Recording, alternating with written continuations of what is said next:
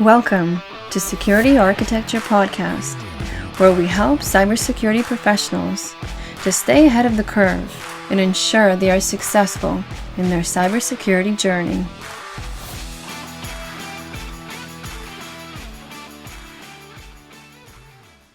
Hi, I'm Evgeny. I'm Dimitri. We have here Trevor from BeyondTrust. Trevor, can you please introduce yourself and the company? Hey guys, thanks. This is Trevor Combs. I'm a sales engineer here at BeyondTrust and really excited to meet with you guys today. Again, BeyondTrust, we specialize in remote access, secure remote access solutions for third-party vendor and internal help desk. First question we're asking is, what's the name of the offering or product that's addressing the remote access by BeyondTrust? Yeah, so we actually have two product lines here at BeyondTrust that our clients use for remote access. We have our BeyondTrust remote support and our BeyondTrust privileged remote access solutions. Remote support is primarily used for our service desk folks and our service desk customers, helps them easily secure basically remote support into servers, workstations, mobile devices, etc. And then we have our privileged remote access, which is used primarily by IT staff and vendors, mainly to enable access and monitor access maybe from third parties or privileged inside users as well. So let's start and dive in to an architecture.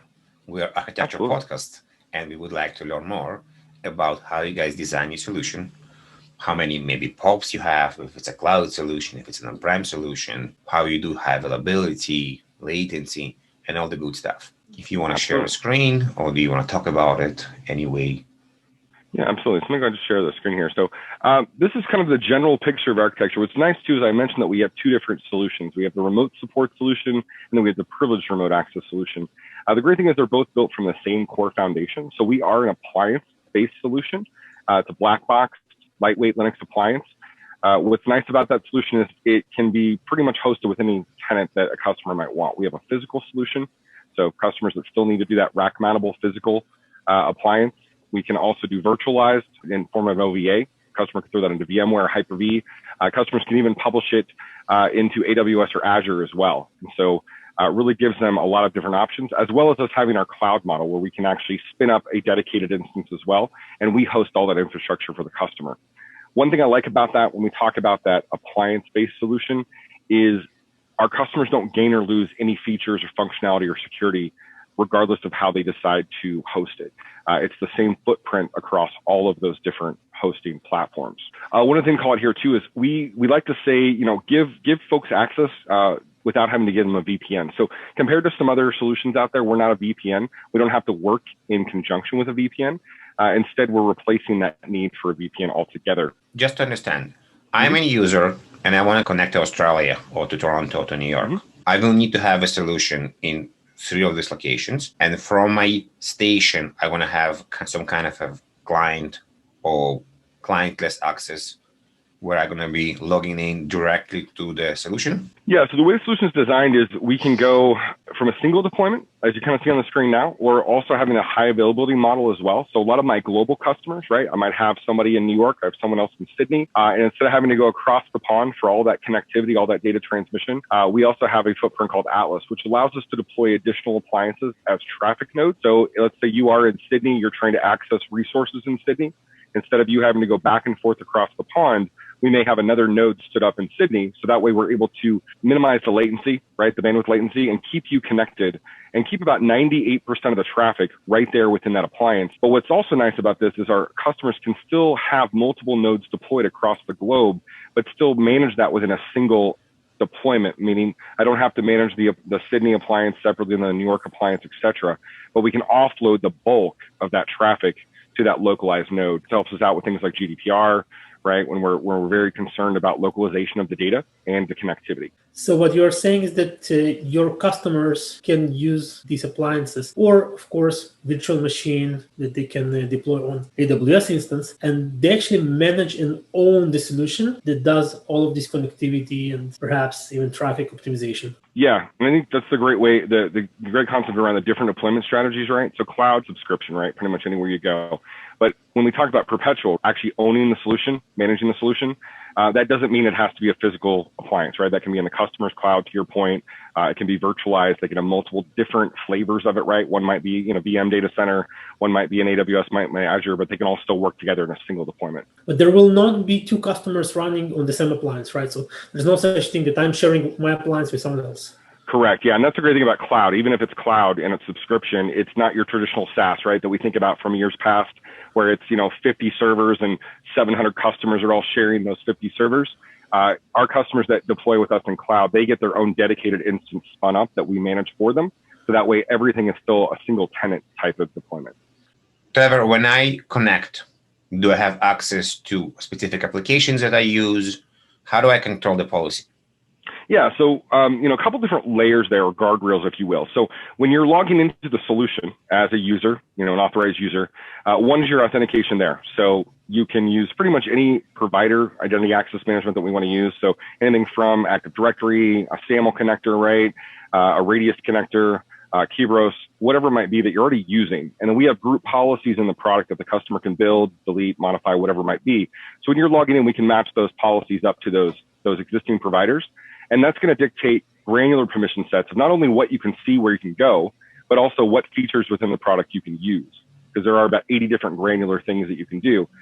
And then once you're in, we then are able to create what we call jump groups, which is then going to show you the resources or the destinations that you should have access to. And so giving you that kind of two levels of delegation, if you will, and then also another layer of approvals and workflows built into the product too, for maybe some of those sensitive assets, right? Especially when we're talking about third-party vendors. You might give a third-party vendor access to the solution, but then when they want to actually access something, we might want to make sure that's maybe in a change window or it's, appropriately being accessed at the right time. And so having that extra layer of guardrail, if you will, of those approvals is built in as well.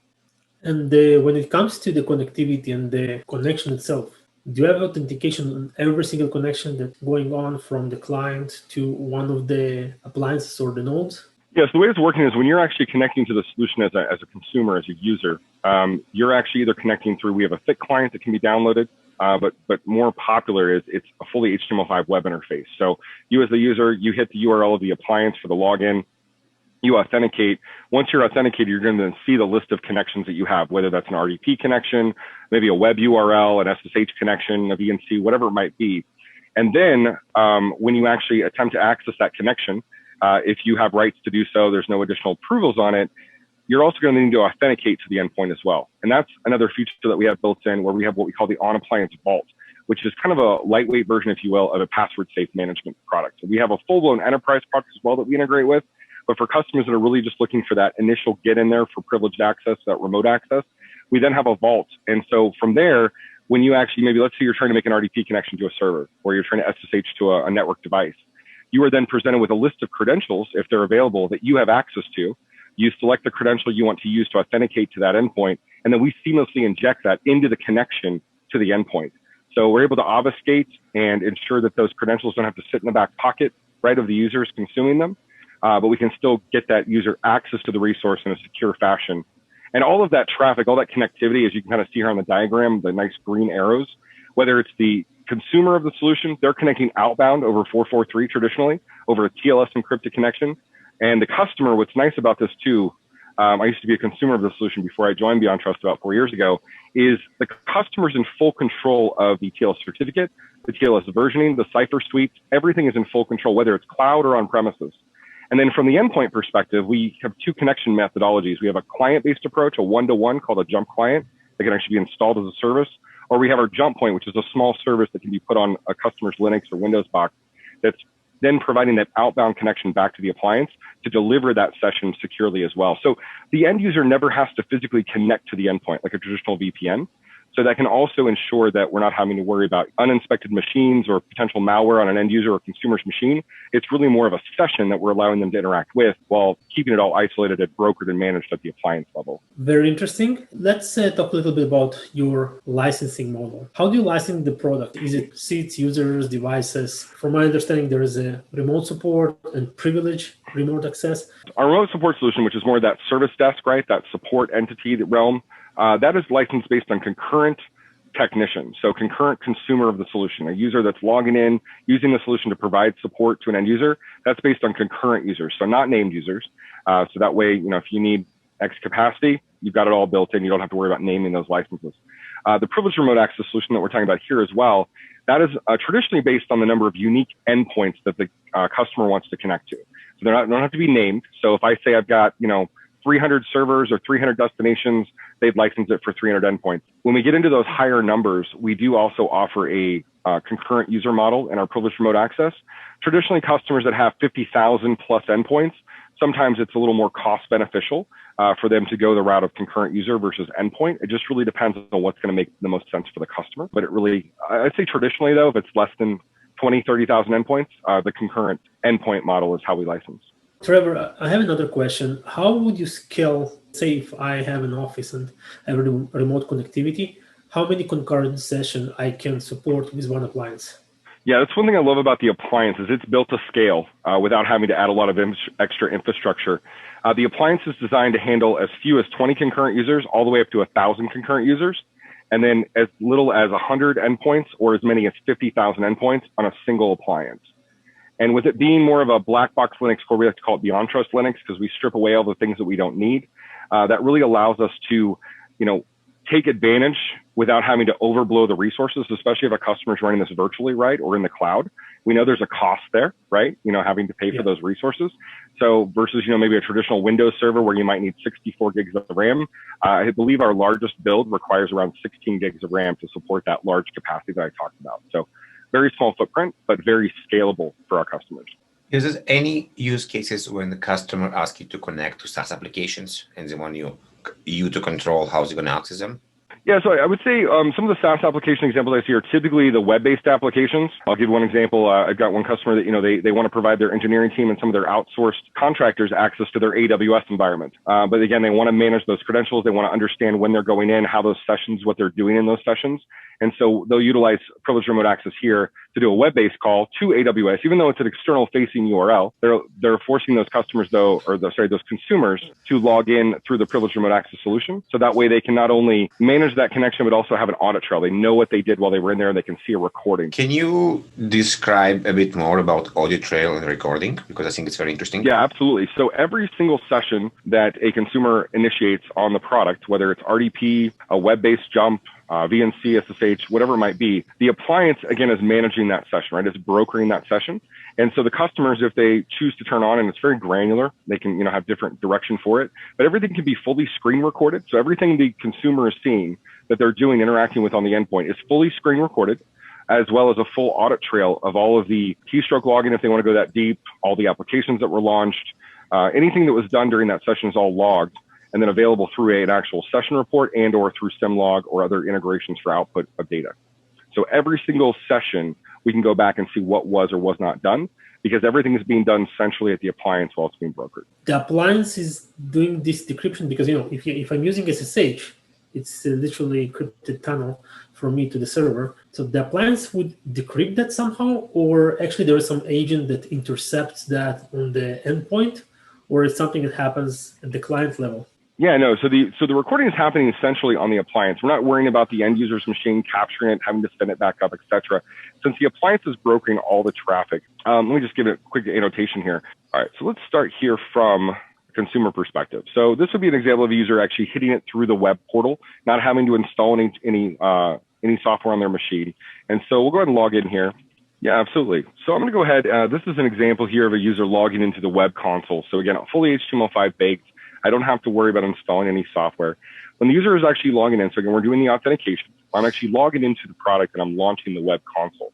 And when I logged in here, I was using just standard Active Directory authentication with 2FA, using Okta here on my phone. But again, we can integrate with pretty much any provider in those realms.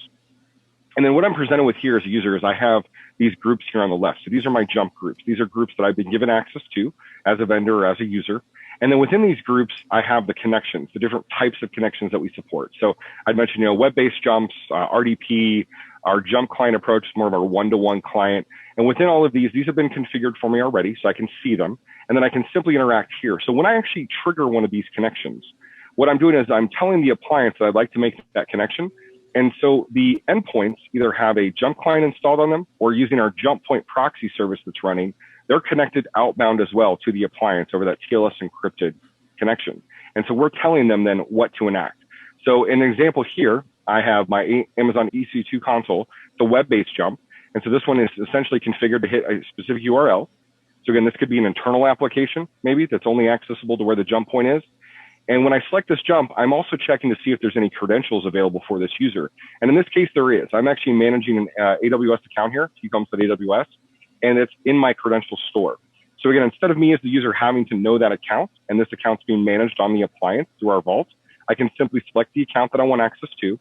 And then we're telling that jump point now through the appliance to go make that outbound web connection for us. Once that web connection is initiated, we're actually also picking a credential here. So we're going to actually attempt to automatically log into that web URL with that credential. And we're not going to display the content to the user here until we've actually submitted a password, because we don't want to accidentally maybe expose something if the web page isn't working properly, right? We don't want to show any clear text. And then here now we're seeing the web URL delivered back to us. And this is all going through the PRA product, through the appliance. Now, since the appliance is managing and proxying this connection for us, all of the auditing, the recording is all happening while that's in transit. So I don't have to worry about my machine capturing it. The endpoint isn't doing anything extra to capture it. Instead, as that session's in progress, everything that I do here is fully recorded and fully audited. And so now I can interact with the actual experience. You see here, I do have like the URL here. It's presenting that to me, but we're not allowing the user to change any of that. So again, we're using the appliance up here to connect actually to a URL, to a web-based application. So what you're getting on your side through the browser, is it an image of what's going on? Yeah, so it's a session replication, right? So where the jump point is at on the customer side that's actually making this outbound web call for us is actually spinning up a virtualized web session.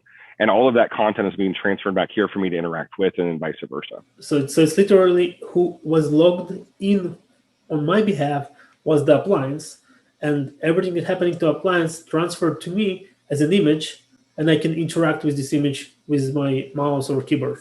And the same experience will be with the client, or it's a bit different, I guess? Yeah, so the thick client that we can actually also install as a user is going to give us the same exact experience. The only difference there is if maybe I'm an administrator of the product, there might be some additional functionality that I can do in the thick client that I can't do in the web client. The web client is traditionally going to be used just for consumers of the solution, not necessarily administrators of the solution. And same example here, right? Just as a quick example, that's just a web-based call, but other examples like our jump client or RDP sessions, all of those are readily available to us here. And we're going to then signal to the endpoint that we'd like to make that connection using that jump point or that jump client. And that will then be delivered back to us here within our web console. And the data that transferred to the appliance, I'm assuming it's transfer over TLS. So what happens is that your AWS credentials were given to the appliance went to the website, entered the credentials, and now. Yeah, so everything is being done through that encrypted TLS session. So on the endpoint, wherever we're making the call at, that's securely connected back to the appliance over outbound connection, right, to the appliance. So that way we won't have to have any inbound connectivity to the customer network. It's all outbound. And all of that is over that TLS encrypted session. And it's delivered back to that jump point that's sitting on that remote network. And that is what's been making that injection of the credential into the RDP, the web, the SSH, whatever type of session it might be. So that way it's end-to-end encrypted from the appliance back over to where it's being started from. Trevor, with the client, what kind of ports and protocols do I support? Can I VoIP? Can I print? Can I do file share? Yeah, great question. So just a quick example here. Within the traditional protocols, right? So if we don't want to actually have an agent or a client on the other end, using the jump point proxy, which would be put out there somewhere on the customer network, we can support RDP. We can support web-based jumps, as you just saw. We can support VNC as a protocol, SSH, Telnet. We also have a protocol called Protocol Tunnel Jump. And that actually allows some special use cases. So let's say a vendor or a customer needs to actually have a physically direct connected connection. Maybe I'm trying to manage a database with a proprietary tool where I have something very proprietary. Instead of opening up an entire VPN tunnel, that allows us to basically map whatever ports are necessary on the endpoints. And then we're able to map those to the local, like 127.0.0.1.2, whatever it might be on your local machine, and allow you to have a direct pathway, but we're still utilizing the appliance. It's still an encrypted connection. And we're also able to then screen record the user's machine that they're connecting from. So that way, if they are getting that direct kind of tunnel or port connection, we can still see what they were doing during that interaction. And then, of course, outside of those, we also then have our proprietary client, the Jump client, which can be installed on the remote machine that can run on Windows, Mac, Linux, headless Linux, even Raspberry Pi now. And that allows us to lend some additional functionality like direct file transfer, some additional utilities that we can emulate through our clients. And that's how we support this. We don't really support things like printing today. We kind of see that as a security no-no when we're talking about privileged remote access. But all of those traditional protocols are supported out of the box. And I guess VoIP will not also be working as well. We're not supporting VoIP because we're not actually making a direct connection back to the user. We're allowing the appliance to have more of an interactive session, so that way we can audit and manage it that way. So in a way, your client acts as a mini browser and replicate the browser connectivity. And that's a pretty good analogy, right? Yeah, we're creating a session for the user to interact with without directly connecting them, absolutely. How would your solution work on slow networks? Or, as an example, if I'm roaming between two different networks? Yeah, absolutely. And this was always really popular as well in our remote support solution, right? When we're troubleshooting things like maybe an end user's VPN connection, et cetera, and then having to start the connection all over again. So to address the connectivity piece first, again, kind of coming back to the footprint of, the appliance, right, is managing the session, and we're connecting and authenticating as a user. So if I am in the coffee shop, I drop my Wi-Fi or I, reconnect to my phone, whatever it might be, I may temporarily lose connection to the appliance myself, but the endpoint connection is still active, right? It's still established. And so based on the thresholds that have been configured, because you can set different timeout thresholds, for security and for user capacity, it might say, hey, if I get disconnected, I have 15 minutes to reconnect. The client will attempt to reconnect. So if you've logged in, and it's just one of those quick hiccups in connectivity, we'll try to just reconnect. But if we are changing networks and we've logged out, we'll just simply log back in, and our sessions that we had going would still be there readily available for us, because it was us that lost connectivity, not necessarily the session, if you will. And then from a bandwidth management perspective, another really great thing, especially I have a lot of customers, we talked earlier about the ability to deploy additional nodes across the globe, for latency controls, et cetera. I would say the majority of my global customers, though, only have a single appliance deployment with maybe an HA for a failover. They're not actually deploying nodes because of the way that we manage bandwidth. So we actually have an intelligent bandwidth algorithm that we use, and it works twofold. One, during an actual session, if the bandwidth is higher or lower, we're going to use that algorithm to deliver the best possible session experience, because we are talking about displaying, right? We're displaying the session to the user through that graphical interface. We also give the user, though, the ability to manage that bandwidth experience on their own. So one example, I've got some offshore oil companies, and they've still got some 4G cell cards, right, out on the oil rigs. And so they said it's almost like, it feels like dial-up, even though it's not. They actually start all their sessions in a default black and white grayscale. And so that allows them to really decrease the bit rate that we're having to use, right, in terms of the graphics that they're seeing. But then we're also using dynamic intelligent screen refresh. So traditionally in RDP, right, every second, the entire screen is being refreshed. We're sending back the entire graphic. If I'm working on a server or a system, if I just click the start menu and I just see a small graphic pop up, that's the only part of the screen that we're actually sending back to the user. So we're actually scanning and intelligently only sending back what's changed instead of the entire thing, which really helps us decrease the amount of bandwidth that we have to use for a session. And at the same time, our users can also kick up the experience. That we have what's called a high quality video resolution. There's about 6 different settings they can dynamically change throughout the entire session. And so if they're maybe working with video, right, they're doing some kind of video editing and they actually need to see as much high res as possible and they have a really good connection, they can also toggle to that experience as well. So we give the users the control to toggle that through the session, as well as try to manage some of it in an automatic fashion too, when we see, up and down drastic changes in bandwidth. So what you're saying that your solution is going to work on dial-up?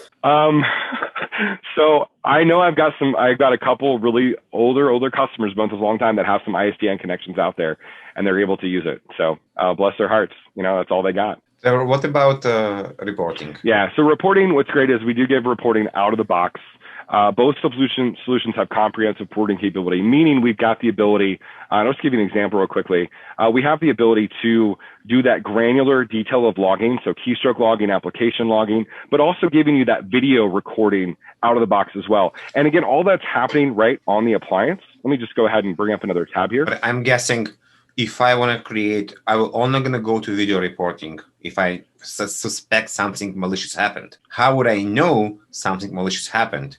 Or could I create any reports about usage or abuse or something that will indicate me something bad going on? Yeah, so I don't have any kind of active alerting that we do per se. What I do though, give our customers the ability to do is to interact fully with the systems that they're using today, like their SIM tools and their other security tools, right? So we're able to output things like geo information on where people are logging in, failed login attempts, having that extra layer of workflow approvals available as well. So if we do want to add some extra granular layers, so if you're accessing the domain controller at 1 o'clock in the afternoon, you probably shouldn't be doing that. We can, provide an approval or have that alerting available through that outbound SIM capability. So that way, as you're monitoring those things in real time, we find most of our customers typically that are concerned at that level typically already have some sort of monitoring they have in place for other systems. So instead of trying to recreate another one for them, we're able to integrate directly in with those tools. And then if you are wanting to go in and actually take a little deeper look, that's where we then have all of that reporting and all of that recording available if they have the appropriate permissions to do so. Trevor, we're actually done with our official part of the show, and we want to move to open questions and conversation. I have a few questions. Yeah. We were talking about policy. So I'm wondering maybe you can show how to actually control access to applications or where you can go and what you can do with the account. Absolutely. Yeah. So as I mentioned earlier, we integrate right with those existing security providers that a customer might already be using for onboarding and offboarding today. And so within that, then we have our own group policies. And so that's really your first layer of the authentication process, right? That identity access process. So here's an example. I just have a few listed here, but this gives us that granularity capability. So if I was going here to my IT operations, actually let's go into our IT operations group. This then gives us the ability to, one, come in here and specify which provider we might be using. So this is an Active Directory structure. I can come in, I can find the appropriate security groups, OUs, etc., add those to it. But then we can go much more deep into what a person can actually do in the solution. Do they have access to reporting?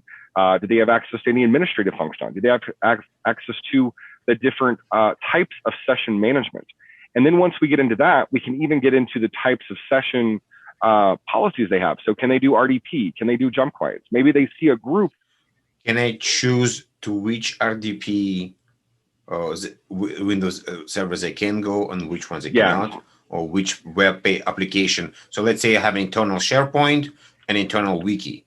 Can I restrict by this? So those will be based on the groupings that those applications or those servers would actually be in as well. So that's when that kind of second layer comes into play. And that's when we're actually talking about what we call our jump groups. So just to give you a quick example here of that as well. I'm just going to log into my FAT console here. So we talked about the groups, right, that we saw on the web client earlier. So within each one of these groups, we have those connections. So each connection has to be a member of at least one group. It can be a member of more than one group as well. And so when I log in, if I'm a member of the vendor group here, I'm going to see these connections. And then if I have web jump capability, I could maybe initiate this web jump, but maybe I don't have shell jump, right? Because maybe I need to have access to this group, but I don't let the user maybe initiate that type of connection. So that's kind of how we do that granularity, if you will, or that siloing of what you can access once you get into the product. And then in addition to that, you also then have that ability I talked about where we can do access layer approvals. So we might have additional approvals on top of that, or even this is also where our integration with things like ServiceNow or other ITSM tools come into play, where maybe, I come here and I click on a connection and I'm presented with an incident number or a change ticket, and I have to actually put that in, and then we'll actually call that system and we'll validate the user, the system, the time, and see if we should even grant them access at that point in time as well. So giving you some extra layers there as well when it comes to what you can access. Just because you can see it doesn't mean maybe you can hit it right now. Trevor, you mentioned you can deploy in BeyondTrust cloud, so host it. So if I have on-prem infrastructure or maybe in AWS and you host the appliance, how the appliance from your cloud connect back to my premises? Yeah, so that's going to be where we're talking about those jump clients or those jump points. So that would then be installed on the endpoint or on the jump point machine that you want to have, maybe in that AWS infrastructure or in that on-prem infrastructure. And again, those are going to talk outbound back to our appliance. And that's going to resolve over that 443, over that DNS connection using that TLS encrypted connection out. So it's always going to be out from your network back to the appliance. That way we don't have to worry about poking the inbound holes or having any direct connections back. Is this clients need to be installed on each server when we need access? Yeah, so that's kind of that one-to-one or that one-to-many. So if I just bring up my architecture slide here again real quickly, we've got the jump client. So that's more of that direct connection, right? I've got a single server listed. I want to connect directly to it using our proprietary client. Maybe I don't have any other ports open. I don't want to use RDP for whatever reason, or SSH. Or again, more traditionally, what I usually see in most of my customers though is they don't want to put another agent or another client. Agent's kind of a bad word sometimes, right? So they use our jump point service. They throw that on a Windows or a Linux box, and that now is the box that just has to have access outbound to the resources you want to connect to. So these yellow lines here would be those legacy protocols. So the jump point makes the outbound RDP connection, but it's delivering it out back to the appliance over that TLS encrypted session. And that's more of that one-to-many approach. Thank you. I have a question of integration. So let's assume that we have the 5,000 employees. How would you go about integrating your solution in such an enterprise company? Yeah, so when we talk about integrations, we talked a little bit already about authentication, right? So we're covered there. We know we can get the users logged in using the company's existing provider. When we talk about integrations, anything from, ITSM, help desk management software, we have a handful of pre-built integrations that we offer in-house. We have a lot of partners that also build integrations. ServiceNow is probably our flagship integration. Cherwell out there, they build their own integration with our remote support product. And then we've got some SIM integrations. I think what's great though is we do have an API, and the API is getting even more robust and robust every release. But giving us the ability to create these endpoints, right? Manage these endpoints, manage these groups, manage the user groupings, the security groups, all that information can be done through the API robustly as well. So when I talk integration, it's always great to have an out-of-the-box tool. I just click a button and install something. But I think what's really getting more popular, though, is the ability to have that open API so that way customers can integrate the way they want. Because we still run into a lot of customers that have a lot of their own homegrown solutions internally when it comes to ITSM or their monitoring or their change management. So being able to allow those solutions to integrate with us through the API is really powerful as well. And how are you onboarding the 5,000 users that you have? So the onboarding there, if we're talking about internal users, I think that's where that security provider integration comes into play. So it's not like I'm having to come and add, right, Dimitri into the solution, add him to this group, right? Instead, Dimitri's in maybe the service desk one or the enterprise operations security group in Active Directory. And so back on that screen where we had the actual provider, it looks like it. Yeah, so we've got our security providers here. So in this example, I've just got an Active Directory connection set up, but then we can maybe make this Azure AD, whatever it might be. Then over here in my group policies, I've got my IT operations group. I simply come in here and I come to my provider. Here's my LDAP. I find the appropriate group and add it. So that way we're still following your normal onboarding and offboarding processes, right? You don't have to come add the users. We're just adding the groups from the providers that you have today.